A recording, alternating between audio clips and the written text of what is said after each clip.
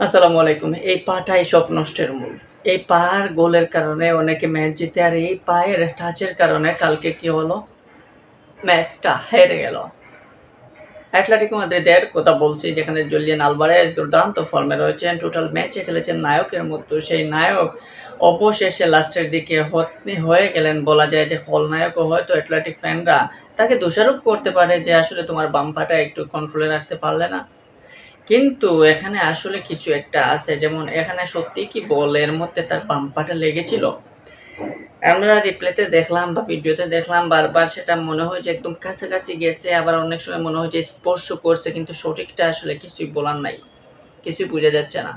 যদি সত্যিই লেগে থাকে তাহলে তো একটা, যদি না লেগে থাকে তাহলে আসলে ব্যাড লাক। তবে দিন শেষে অ্যাটলেটিকোর কোচ সিমিওনও কিন্তু এটা কখনোই তিনি বিশ্বাস করতে পারছেন না যে আলভারেজের পাটা বলের মধ্যে লেগেছে। তিনি সংবাদ সম্মেলনের পরেও কিন্তু সাংবাদিকদেরকে উল্টো প্রশ্ন করেছেন যে, "দেখি কে বলতে পারেন যে আসলে বলটা পায়ে লেগেছে? দেখি হাত তুলুন।" কারা দেখেছেন? কিন্তু সেখানে সাংবাদিকরাও হাত তুলে নাই। এটা নিয়ে আসলে অনেক কথাবার্তা রয়েছে, এটা নিয়ে অনেক আলোচনা হচ্ছে।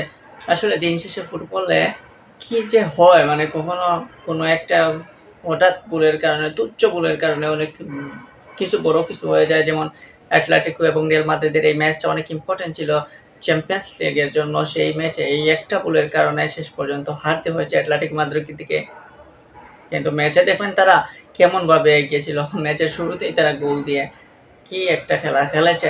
৯০ মিনিট পর ১২০ মিনিট পর্যন্ত তারা ধরে রেখেছিল।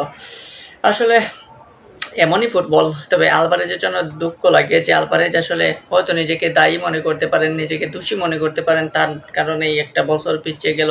চ্যাম্পিয়ন্স ট্রফির কোয়ার্টার ফাইনালে যাওয়া হলো না। আর আগামী চ্যাম্পিয়ন্স ট্রফির জন্য অপেক্ষা করতে হবে।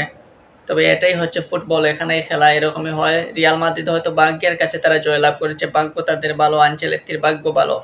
সেইজন্য হয়তো তারা জয়লাভ করেছে, তারা কোয়ার্টার ফাইনালে চলে গেছে। কিন্তু ব্যাড লাক সিমিওনে অ্যাটলেটিকো মাদ্রিদের জন্য এইরকমভাবে, আসলে এরকমভাবে তাদের যে পরাস্ত হতে হলো। ট্রাইব্রেকারে দুই দলেরই গোলকিপার ভালোই খেলেছে। অলবাকে বা কর্তোয়া দুর্দান্ত দুজনই ভালো খেলেছেন, কিন্তু ভাগ্য তাদের কাছে ছিল না। সো এই ডবল টাচের নিয়মটা আসলে কিছু ক্ষেত্রে ভালো, কিন্তু কিছু ক্ষেত্রে এই যেমন অ্যাটলেটিকো মাদ্রিদের জন্য খুব একটা হতাশার একটা সিদ্ধান্ত নিয়ে এসেছে। আলভারেজের সেই পাটা কেন যে লাগলো এবং কেন যে তাদের এরকম বিপন্ন হতে হলো, বিষণ্ণ নিয়ে মন নিয়ে বসে থাকতে হলো। তবে দিন শেষে চ্যাম্পিয়ন্স লিগের এই পিএসজি এবং লিভারপুলের ম্যাচ এবং অ্যাটলেটিকো এবং রিয়াল মাদ্রিদের ম্যাচটা মনে ধরেছে প্রত্যেক ফুটবল ফ্যানদের, এবং সেখানে এনজয় করেছে প্রত্যেকটা মানুষ। এরকমই তো ফুটবল খেলা সবাই দেখতে চায়, এরকমই মজাদার ফুটবল খেলা সবাই চায়। তবে আলভারেজ হয়তো এই দুঃস্বপ্ন ভুলতে পারবেন না। আশা করি ভুলে যাবেন এবং অ্যাটলেটিকো ফ্যানরা এখান থেকে ঘুরে দাঁড়াবেন।